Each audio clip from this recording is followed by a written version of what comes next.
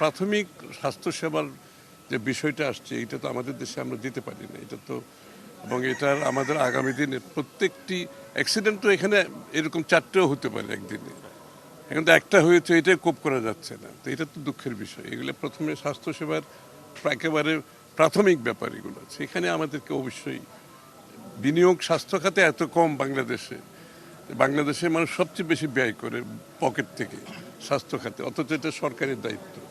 তো এই ব্যাপারে আমাদের আগামী দিনে এই বিষয়গুলোকে মাথায় রেখে স্বাস্থ্যসেবার যে এটাকে অগ্রাধিকার দিয়ে যে বিনিয়োগ এবং এটাকে প্রফেশনালি, এটা এখানে একটা গভর্নেন্সের বিষয় আছে, সবগুলোকে আমাদের কার্যকর করতে হবে আগামী দিনে।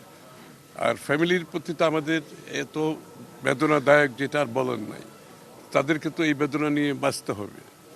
এবং আমরা আমাদের পক্ষ থেকে, আমাদের দলের পক্ষ থেকে তারেক রহমান সাহেবের নির্দেশ যে আমাদের যত তাদের সহযোগিতার প্রয়োজন, আমাদের পক্ষ থেকে আমরা চেষ্টা করব সেই সহযোগিতা দেওয়ার জন্য।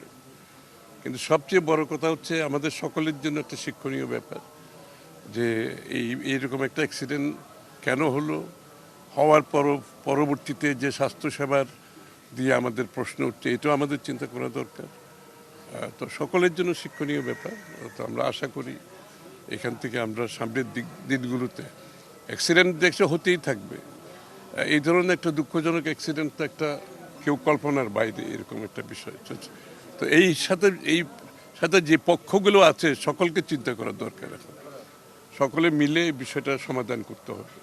সবার পক্ষ থেকে চিন্তা ভাবনা করে এই অ্যাক্সিডেন্টের পেছনে কারণগুলো কী ছিল, এবং অ্যাক্সিডেন্টের ফলশ্রুতিতে যে ঘটনাগুলি আমরা দেখেছি, এতগুলো প্রাণ হারিয়েছে, অনেকটা বার্ন ইউনিটের এখানে স্বল্পতা আমরা লক্ষ্য করেছি।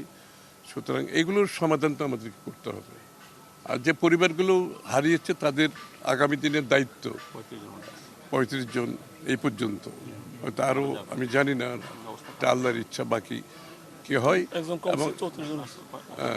সুতরাং এই নাম্বারটা যেই হোক, যেটাই হোক, আমাদেরকে এদের আগামী দিনে তাদের পরিবারের, বিশেষ করে তাদের পরিবারের প্রতি যে দায়িত্ব সরকারের, সেটা তাদেরকে করতে হবে। তার বাইরে আমরা যারা আছি রাজনৈতিক দল হিসেবে রাজনীতিতে আছি, যার যার অবস্থান থেকে এই পরিবারগুলোর পাশে দাঁড়াতে হবে আমাদের সকলকে একসাথে।